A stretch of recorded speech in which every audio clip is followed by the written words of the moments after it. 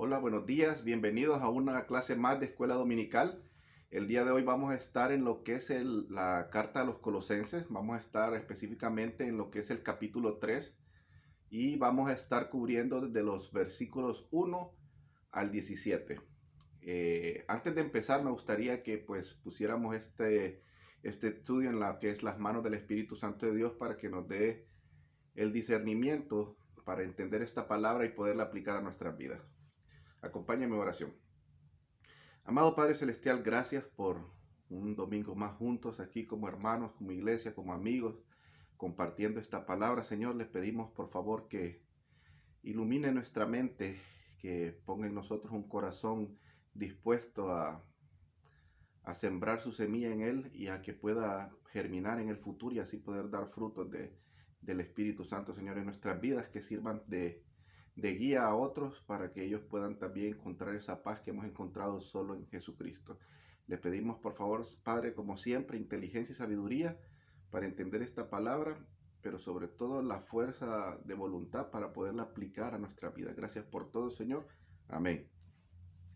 Bien, normalmente a mí me gusta dar un poco de introducción acerca de los estudios que vamos a hacer, de algún libro, de alguna carta, pero en esta carta a los Colosenses, en lo que la estuve estudiando, pues no sé, tal vez para algunos es fácil entenderla, es fácil aplicarla o enseñarla, pero siento yo que aquí hay mucha doctrina, mucha sana doctrina que nos puede ayudar a nosotros a fortalecer nuestro conocimiento en lo que es el Evangelio de Jesucristo y cómo debemos ser nosotros como cristianos, cuál debe ser nuestro comportamiento, nuestra actitud ante la vida al ser nuevas criaturas ahora en lo que es Jesucristo.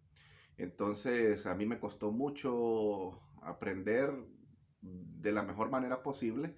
Ya había estudiado esta carta, ya la había leído, pero eh, totalmente diferente las cosas nuevas que aprendí desde hace como 2 años, algo así, que la había tenido la oportunidad de estudiarla anteriormente. Eso es lo hermoso de la escritura, siempre estamos aprendiendo algo nuevo, estamos creciendo. eh, y por eso considero yo que para mí es difícil un poco aprenderla, y porque es el Evangelio sintetizado prácticamente en esta carta y nosotros solo vamos a tomar un fragmento de ella.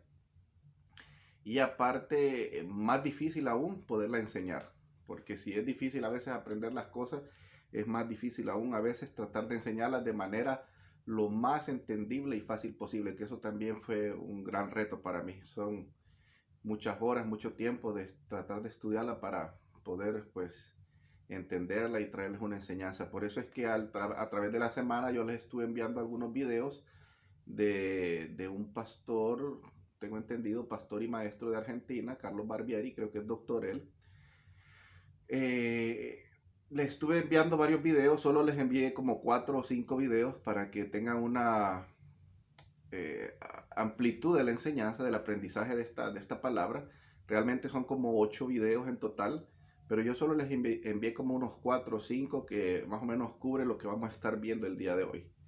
Se los envié y los animo a que lo que no podamos cubrir el día de hoy, ustedes se tomen su tiempo para ver estos videos, que los coloqué en mi Facebook, y a nuestros hermanos de la clase de los 60 les estuve enviando algunos de ellos a través de la semana, para que fortalezcan más el entendimiento de esta carta y la apliquen a sus vidas, porque lo mismo que hemos estado viendo en todas las cartas anteriores, podemos observar todos estos apóstoles, todos estos discípulos de Jesucristo, la lucha fuerte que tuvieron a través de todo su ministerio, tratando de evitar que las falsas doctrinas ingresaran a la iglesia, pero vemos que es imposible, es difícil evitar que la falsa doctrina se meta a la iglesia, porque creo que está más lleno de personas falsas, de malos maestros que están enseñando cosas inadecuadas, cosas que los llevan a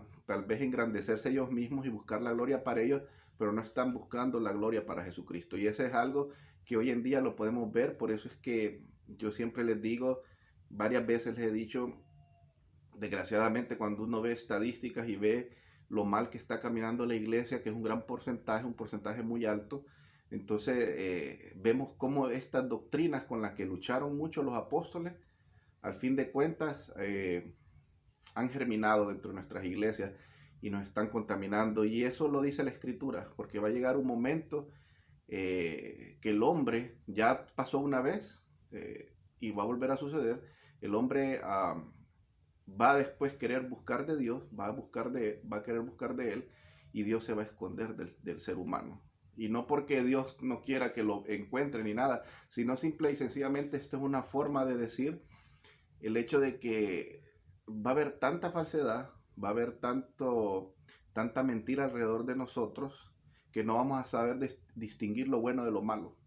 Y si para uno que pasamos estudiando esta escritura es tan difícil de distinguir lo bueno de lo malo, imagínense para la persona que no quiere ni siquiera abrirla, no quiere leerla y que solo se conforma con ir al domingo a recibir solo el servicio de los domingos, a recibir un pequeño sermón y ya, eso es todo.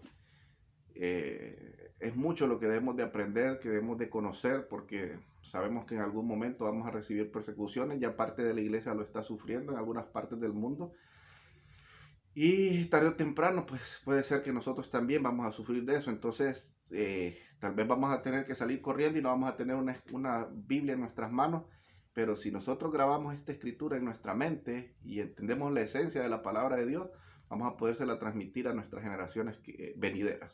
Entonces esa es la importancia de aprender la escritura. Bien, como les dije, vamos a estar viendo hoy lo que es Colosenses, nuestros 3 puntos, nuestros 3 objetivos del día de hoy. Antes de darlos, les voy a dar el tema de la clase del día de hoy, es experimentando una nueva identidad en Jesús. Nuestros 3 objetivos. El primero es: pon tu mirada en las cosas de arriba y no en las cosas de la tierra. Colosenses 3, del 1 al 4. Nuestro segundo objetivo es: hagan morir los pecados de la carne. Colosenses 3, versículos del 5 al 11. Y el objetivo número 3 es: revístanse del Espíritu de Dios en su vida. Colosenses 3, versículos del 12 al 17.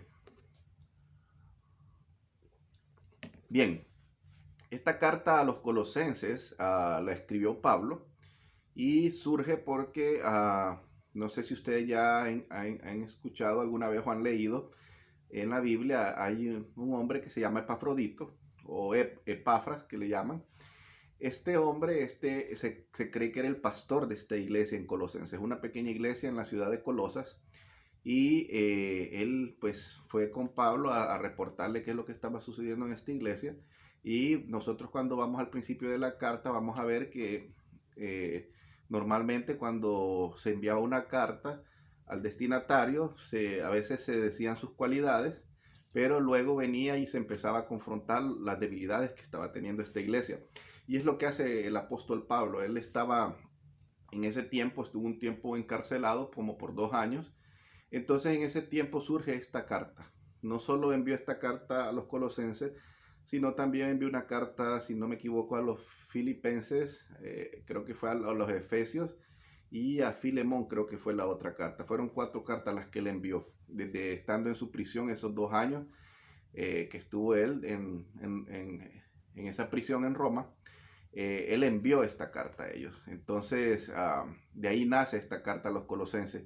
Entonces ahí vamos a poder ver qué era con lo que estaban, cuál era uno de los problemas que estaban habiendo dentro de la iglesia, que era lo mismo que hemos estado viendo en las otras cartas.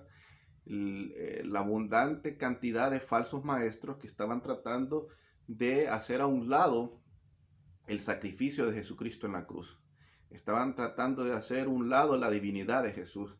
Estaban tratando de hacer a un lado la verdad que Él nos dio en su evangelio. Y estaban tratando también, algunos otros, tal vez no decían que era falso, que Jesucristo había muerto y resucitado por nosotros, pero estaban queriendo agregar el hecho de que tenían que cumplir con un montón de leyes, que no solo son leyes o mandamientos de la Escritura, sino que también eran mandamientos del Talmud, o sea, de las tradiciones y de las interpretaciones de los rabinos de aquellos tiempos.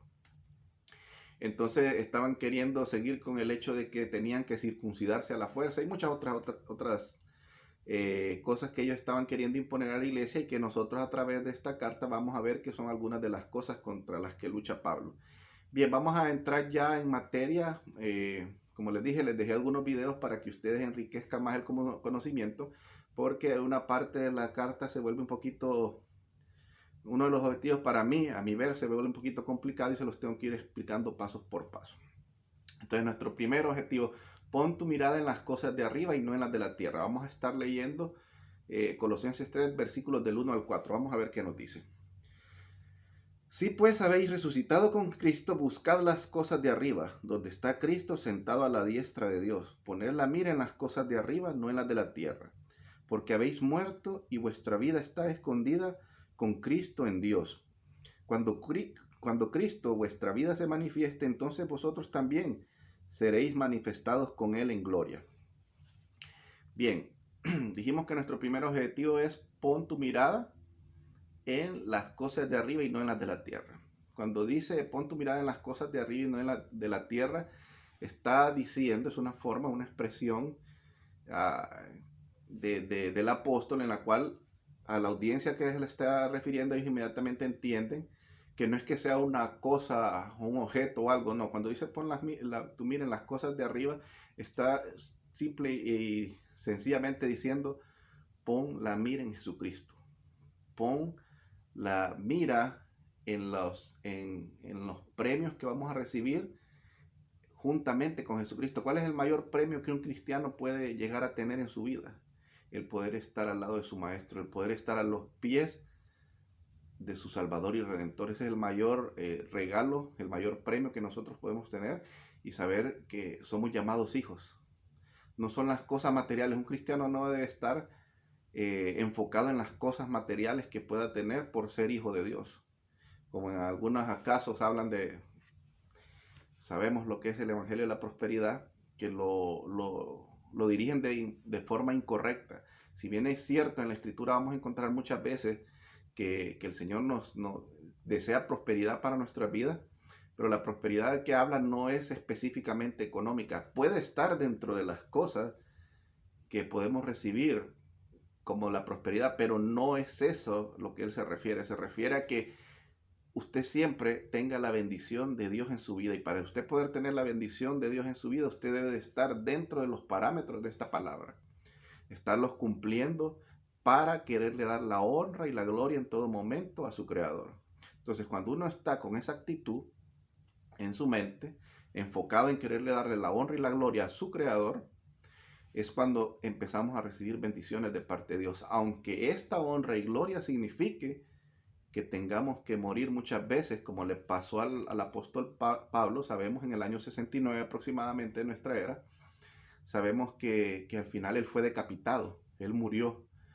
Entonces, para él saber que iba, y los mismos, todos los discípulos, para ellos saber que eran puestos a prueba, puestos en cárceles, los martirizaban y morían por causa del nombre de Jesucristo, para ellos era algo glorioso, porque sabían que estaban cumpliendo con el mandato de su Señor, de su Dios. Entonces, para ellos era algo glorioso, y eso es lo que debe haber en nuestra mente, y eso era una gran prosperidad para ellos. Eso tiene que ser una prosperidad para nosotros también, el saber que podemos defender esta palabra con conocimiento de causa, conocimiento de las Escrituras, aunque eso signifique que seamos encarcelados o que nos quiten la vida.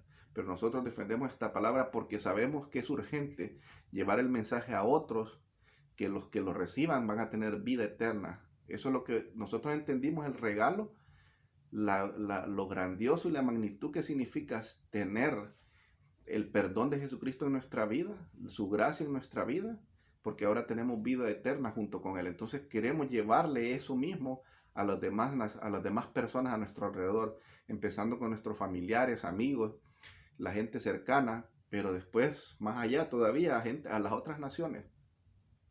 Ese es el deseo que hay o que debe haber en la mente de un cristiano siempre. No enfocarse en que yo soy hijo de Dios y soy príncipe y tengo derecho a tener todas las riquezas de este mundo. No es así, porque las riquezas de este mundo en este momento le pertenecen a Satanás. Entonces, por eso no debe de ser nuestro enfoque. Entonces, cuando empieza este primer versículo que dice: sí, pues habéis resucitado con Cristo, buscad las cosas de arriba. Ese sí que nos dice acá es un sí así como más o menos esto. Vamos a tratar de explicarlo. Si usted está diciendo que es cristiano, entonces compórtese como cristiano. Eso es lo que le está diciendo el apóstol Pablo. Si usted está diciendo que es esto, actúe como tal. No que usted dice, soy cristiano, pero usted está actuando como el mundo, como cualquier persona del mundo. Entonces él está diciendo, si usted está diciendo que usted es algo, demuéstrelo. No me esté viniendo con palabrería, demuéstrelo. Demuestre que usted realmente está hecho de lo que dice estar hecho. A veces hay personas que dicen que son valientes y a la primer problema o evento que existe, salen corriendo a esconderse. Y ser valiente no significa no tener miedo, porque uno a veces tiene que confrontar cosas que dan terror, pero uno viene, lo primero que tiene que hacer, lo que hago yo cuando me ha tocado, encomendarme a Dios y lo tengo que confrontar, ¿verdad? No es que uno no tenga miedo, pero usted confronta ese miedo. Sin embargo, los cobardes no hacen eso. Entonces mucha gente habla de valentía y habla de es fácil pelearse con Mundo y Raimundo a través de las redes sociales o a través de un teléfono o de videos, pero ya cuando están frente a frente son como así, mansitos, y no hacen nada, ni dicen nada y se quedan callados. Entonces usted, si dice ser cristiano, demuéstralo ahora con estas cosas pequeñas que a veces tenemos adversidades, porque puede ser que en el futuro tengamos que demostrarlo con nuestras vidas. Entonces debemos de estar preparados desde ya, y eso es lo que le está diciendo Pablo a esta iglesia en Colosas, que aunque están haciendo muchas cosas buenas, el problema es que son pura apariencia muchas de ellas, y están permitiendo cosas que no se deberían de permitir en la iglesia, y entonces él les está llamando la atención, y por eso les recalca y les dice, recuerden, si ustedes dicen que son cristianos, eso es lo que significa este sí, compórtense como tales, e inmediatamente le dicen, pongan su mirada en Jesucristo. Por eso dice, pongan su mirada en las cosas de arriba y no en las de la tierra. Pongan su mirada en Jesucristo y no en las cosas que este mundo les ofrece. No los deleites, los placeres, el poder que le pueda ofrecer este mundo, la fama, el prestigio, las categorías. Eso no vale nada si usted tiene que dejar al lado la verdad de Jesucristo. Eso es lo que le está diciendo en síntesis, y esto es lo que yo pienso que es lo más importante que podemos encontrar en esta primera parte, y podemos encontrar este objetivo que dice, pon tu mirada en las cosas de arriba y no en las de la tierra. Lo voy a leer nuevamente para solo volver a recordar y hacer como un pequeño resumen de lo que acabo de decir de este primer objetivo. Si pues habéis resucitado con Cristo, buscad las cosas de arriba, donde está Cristo sentado a la diestra de Dios. Poned la mira en las cosas de arriba, no en las de la tierra, porque habéis muerto y vuestra vida está escondida con Cristo en Dios. Cuando Cristo vuestra vida se manifieste, entonces vosotros también seréis manifestados con gloria. Un recordatorio aquí donde dice, porque habéis muerto. No es que morimos literalmente, todavía estamos vivos, pero sabemos, como cuando Jesucristo le explicaba a Nicodemo, que Nicodemo le preguntó, ¿es necesario que vuelva yo al vientre de mi madre y salga? No, estamos hablando para la mente de un judío en aquel tiempo, cuando ellos venían y hacían este tipo de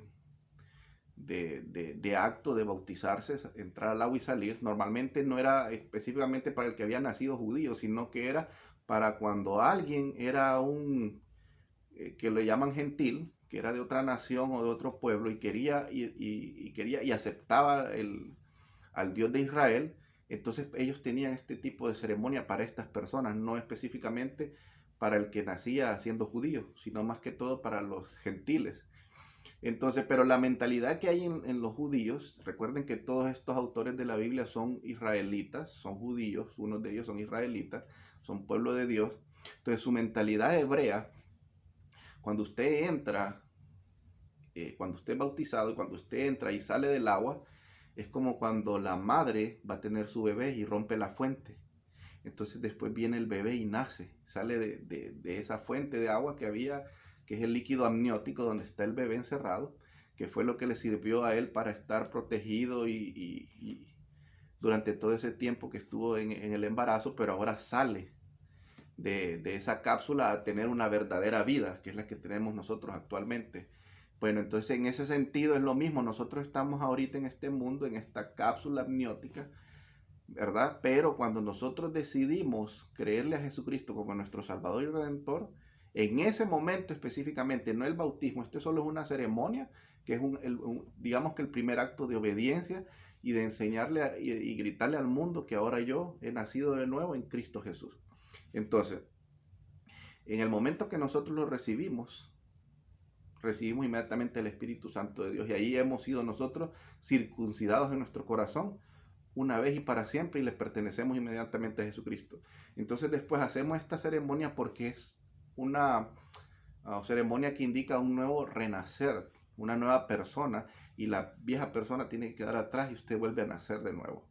Entonces esa es esa muerte a la que se refiere aquí. Y esa es la actitud, porque nosotros debemos de aquel hombre viejo, aquel hombre malo, tiene que morir totalmente. Y sabemos que aunque morimos y nacimos de nuevo, estamos en un cuerpo caído y nuestra tendencia va a ser querer hacer lo malo. Entonces, ahí es donde entra la santidad y debemos caminar en santidad para acercarnos a Dios. Y así es el crecimiento espiritual y lo que nos va a ir acercando a tener el mismo actuar que Jesucristo. Entonces, nuevamente pon tu mirada en las cosas de arriba y no en las de la tierra. Vamos ahora a lo que es el objetivo número 2.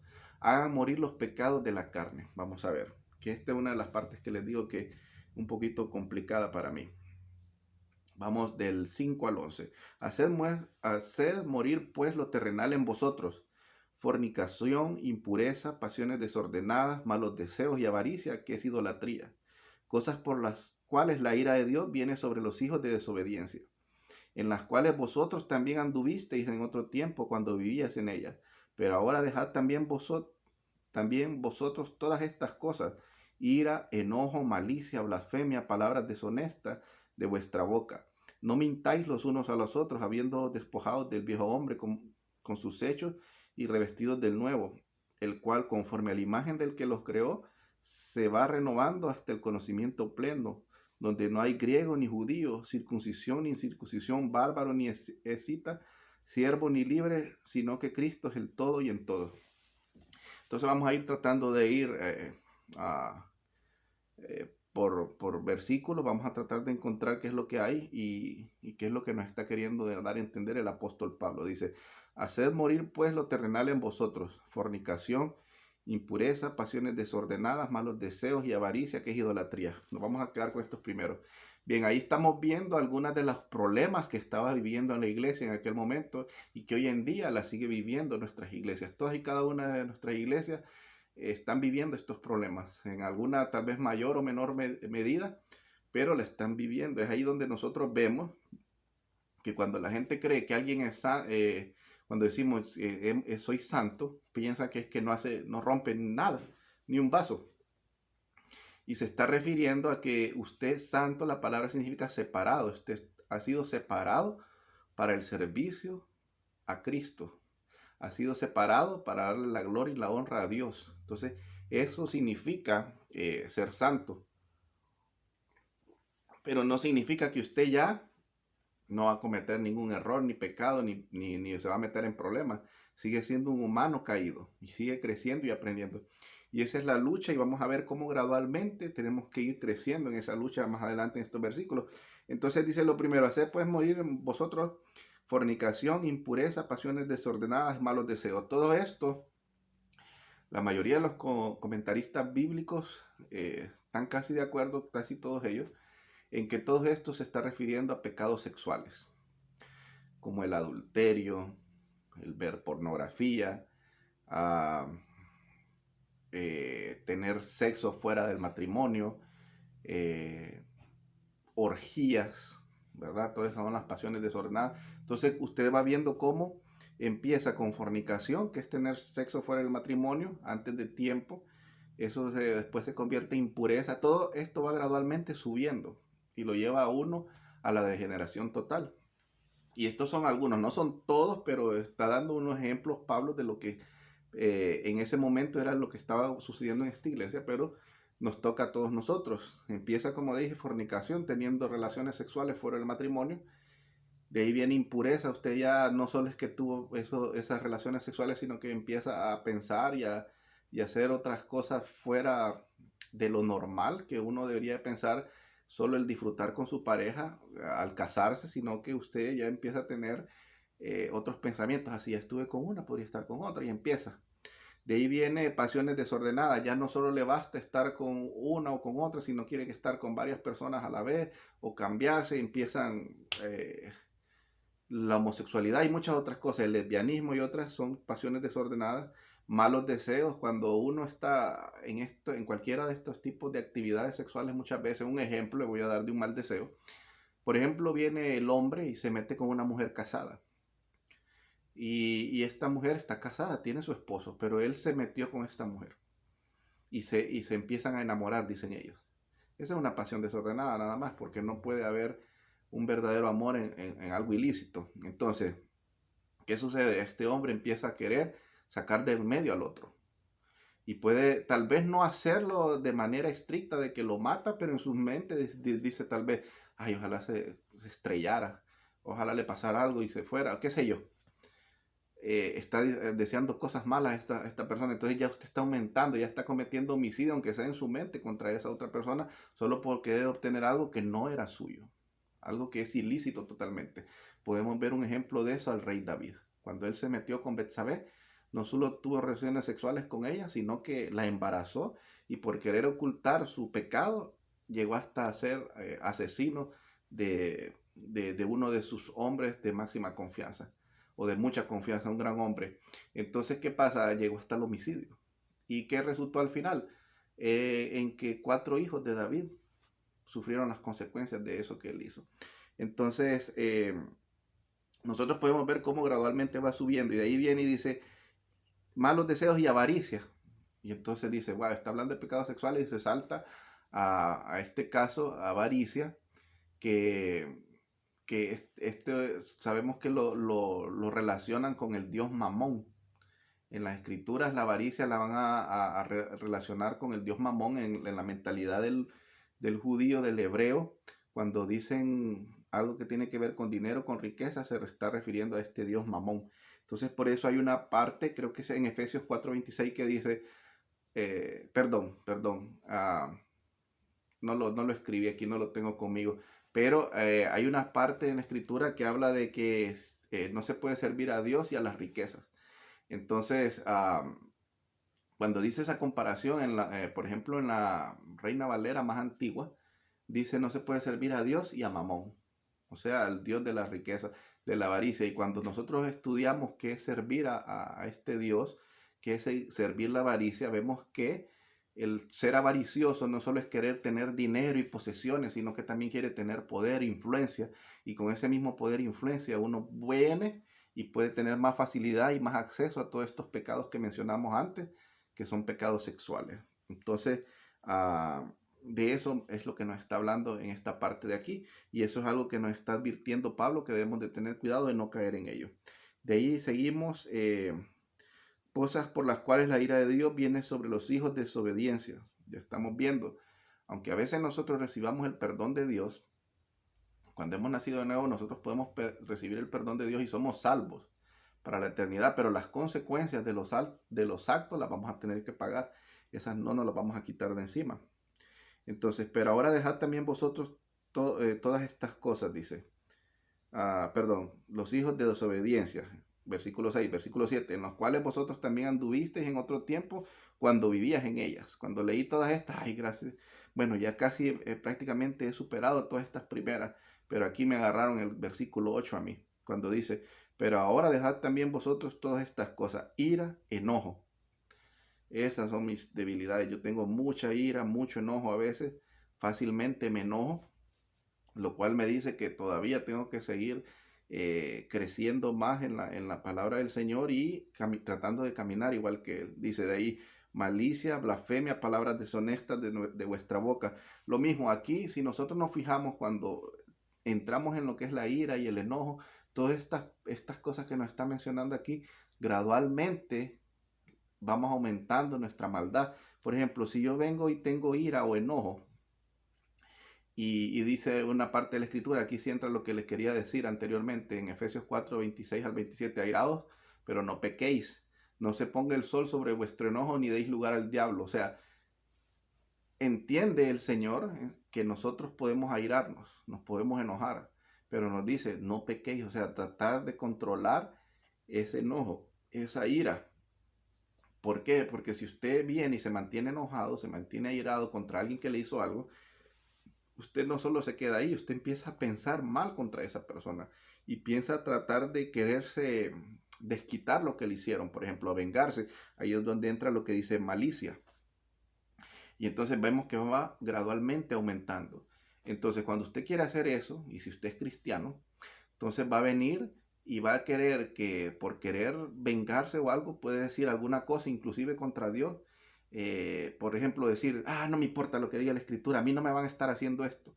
Yo entiendo y Dios dice eso, pero Dios es Dios y Jesucristo, Él sí puede, Él es todo, por eso yo no puedo aguantar esto y a mí me la tienen que pagar. Usted ahí está blasfemando contra Dios.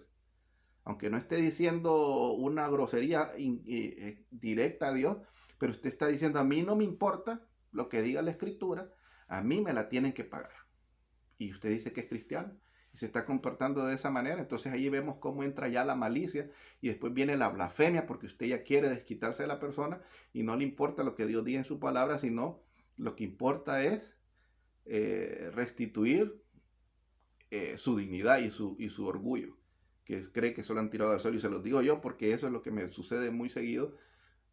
Cuando a veces alguien me falta el respeto a algo, entonces rápido yo me enciendo, me enojo. Y es cierto, si uno rápido no viene y trata de quitar eso de la mente y cambiar de página o irse a la escritura, ir a orar, hacer otra actividad que lo saque de eso, empieza uno a tener malos pensamientos y a llegar hasta esto, blasfemia o más cosas. De ahí dice, palabras deshonestas de vuestra boca.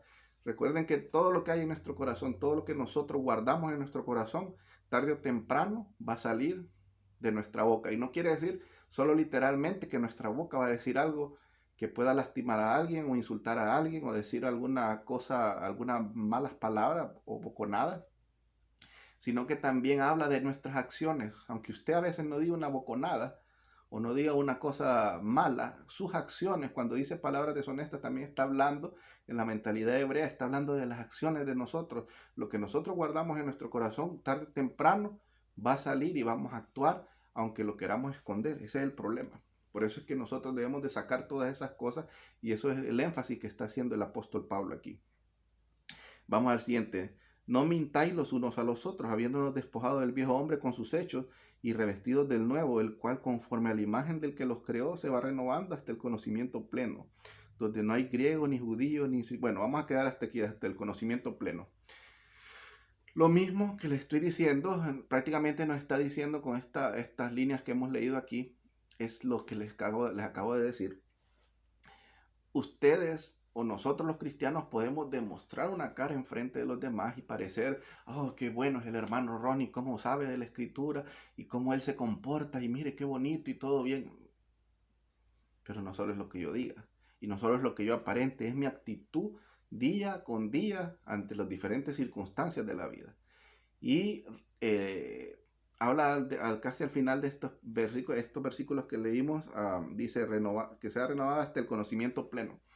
Habíamos hablado anteriormente qué significaba conocimiento. No es un conocimiento de conocer la escritura solamente, es un conocimiento de tener intimidad con Dios, de tener esa relación cercana con Dios, eso que no nos podemos esconder, tener en la mente el entendimiento que nosotros no le podemos esconder nada a Dios y no nos podemos esconder en donde quiera que estemos, Él está ahí con nosotros. Entonces, si nosotros tenemos esa intimidad real, no solo la fingimos enfrente de una cámara o enfrente de un púlpito o enfrente de los hermanos en la iglesia portándonos bonitos, sino que en todo momento, aunque no nadie nos vea, lo hacemos realmente, vivimos esta escritura, entonces sí, ahí nosotros vamos a estar siendo revestidos del nuevo hombre y ese es el proceso de santidad que nosotros debemos de llevar a cabo. Y me gusta mucho porque la idea que está teniendo aquí Pedro, y ustedes van a ver en los estudios que teníamos una explicación de algo muy bonito, era una idea que la saca de Primera de Pedro 2:21. Ustedes tomen su tiempo y van y leen ese Primero de Pedro 2:21. Y en esta idea Pedro lo que trata, habla de una palabra que solo en esa ocasión se menciona en la Escritura, y lo van a ver en el video número 3 de las clases que estuvimos viendo ahorita, que les estuve enviando alrededor de la semana, de Colosenses 3. Me gustó muy bonito un ejemplo que ponía de un upogramo. Así se escribe en el griego, H-U-P-O-G-R-A-M-M-O-S,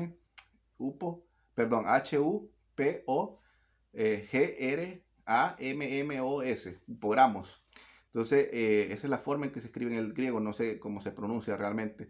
Pero la cosa es que este aparatito era como una especie de cajita, que era tenía como cera, y entonces los antiguos maestros venían y escribían sobre él alguna frase o palabra, y entonces el alumno tenía que venir con algún palito, o con alguna como espina. Por ejemplo, las espinas que uno puede ver en las fotos de la corona de espinas que le pusieron al Señor Jesucristo, espinas parecidas, escribían sobre esa cera exactamente donde el maestro había escrito. Ellos empezaban a tratar de escribir igual. Entonces, hasta que lograban escribir de la misma manera que el maestro había escrito. Ellos iban siguiendo por donde el maestro había escrito, seguían sobre él primero la escritura con estos palitos o con estas espinas, hasta que ellos después en la cera nueva que ponían podían hacerla exactamente igual las letras a como se las había hecho su maestro.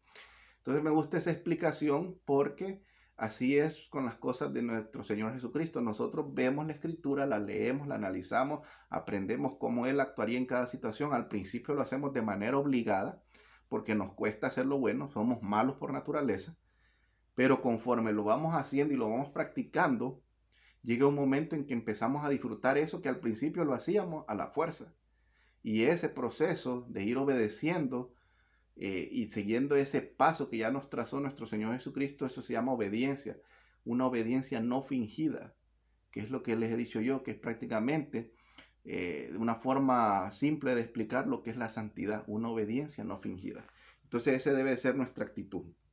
De ahí viene y dice, donde no hay griego ni judío, circuncisión ni incircuncisión, bárbaro ni escita, siervo ni libre, sino que Cristo es el todo y en todos. Aquí él está haciendo una contraposición de cosas, ¿verdad? Donde dice no hay griego ni judío. Está diciendo porque la audiencia, habían unos que eran griegos, había que otros judíos, así es que no podía estarse haciendo acepción de personas ni diciendo los judíos tienen más derecho que los griegos a estar a los pies de Cristo. Todos tenemos el mismo derecho. Dice no hay circuncisión ni incircuncisión, otra vez está haciendo la contraposición. Un incircunciso era alguien que no pertenecía al pueblo de Israel. Alguien circuncidado era un judío, una persona que pertenecía al pueblo de Israel. De ahí dice bárbaro ni escita.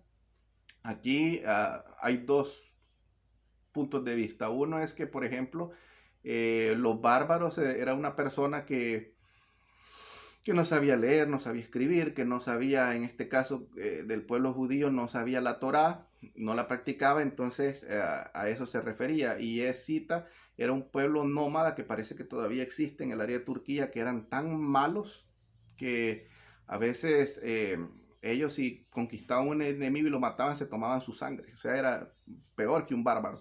Pero otros comentaristas dicen que cuando se unen las dos palabras, bárbaro y escita, lo que está queriendo dar a entender es otra vez la contraposición, que ni bárbaro es alguien que maleducado totalmente, ni alguien que tenga cierta educación, no sé por qué, pero así lo hacen. Y de ahí sigue más adelante, siervo ni libre, sino que Cristo es todo y en todo. Siervo ni libre, en aquel tiempo recuerden que era normal la esclavitud. Hoy en día aparentemente no existe la esclavitud, pero somos esclavos del pecado, somos esclavos del trabajo, somos esclavos del dinero, somos esclavos de muchas cosas, porque tenemos nuestra mirada puesta en la tierra, no tenemos la mirada puesta en las cosas celestiales como debería de ser.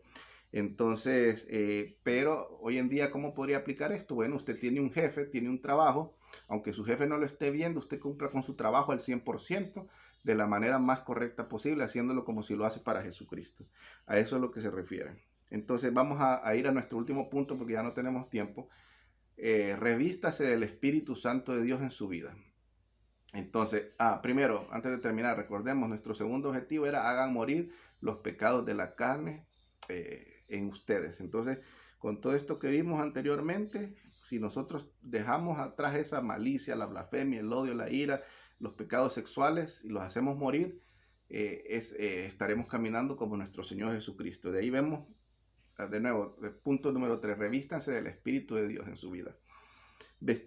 Son del 12 al 17. Vestidos pues como escogidos de Dios, santos y amados, de entrañable misericordia, de benignidad, de humildad, de mansedumbre, de paciencia, soportando unos a otros y perdonándonos unos a otros, si alguno tuviera queja contra otro, de la manera que Cristo os perdonó, así también hacerlo vosotros. Y sobre todas estas cosas vestidos de amor, que es el vínculo perfecto, y la paz de Dios gobierne en vuestros corazones, a la que asimismo fuiste llamados en un solo cuerpo, y sed agradecidos. La palabra de Cristo mora en abundancia en vosotros, enseñándonos y exhortándonos unos a otros en toda sabiduría, cantando con gracia en vuestros corazones al Señor con salmos e himnos y cánticos espirituales. Y todo lo que hacéis, sea de palabra o de hecho, hacedlo todo en el nombre del Señor Jesús, dando gracias a Dios por medio de Él. Bien. Aquí me voy a centrar solo, ya ven que casi no tenemos tiempo, pero me voy a centrar en esta parte de aquí, que eso nos va a enseñar a entender todo el resto, que dice: vestidos pues como escogidos de Dios, santos y amados, de entrañable misericordia, de benignidad, de humildad, de mansedumbre y de paciencia, soportándonos unos y a otros y perdonándonos unos a otros. Aquí de nuevo es de manera gradual que va aumentando. Cuando dice de entrañable misericordia, es que nosotros podamos tener prácticamente empatía con el otro, saber que nosotros nos comportábamos igual en el pasado, entonces tratar de tener empatía, ver que las debilidades de nuestro hermano, no venir y señalarlo, sino que tratar de ponernos en sus zapatos y ver cómo podemos ayudarle a crecer. De ahí dice de benignidad, eso es hacer las cosas, hacer bueno, de una genética buena, pero sabemos que nosotros somos malos, pero tuvimos un nuevo nacimiento ahora en Jesucristo, entonces ahora nosotros tenemos al Espíritu Santo de Dios en nuestro ADN, por ende, tenemos que dar frutos de bondad con los que nos rodean. De ahí sigue de humildad. Humildad no es, ay, qué pobrecito, era bien humilde. No, humildad es alguien que tiene tal vez poder y categoría, fuerza, mucho poder, mucho dinero, lo que sea. Y el mejor ejemplo es Jesucristo. Él es el Rey de Reyes y Señor de Señores. Sin embargo, Él bajó a la tierra, se hizo como uno de nosotros, en un cuerpo como el de cualquiera de nosotros. Caminó solo sobre la tierra y permitió que le matasen solo por darnos vida eterna a los que creamos en Él. Entonces Él se despojó de todo ese poder solo para estar entre nosotros y darnos una oportunidad. Eso es ser humildad.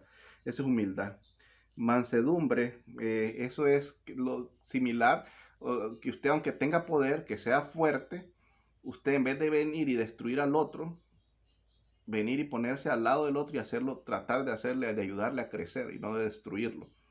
Por ejemplo, a veces un país poderoso puede venir y destruir a otro en minutos, pero venga más bien a tratar de hacer tratados de paz y sacar provecho de ese otro país, y que los dos se ayuden mutuamente a crecer y a ser más fuertes ambos países.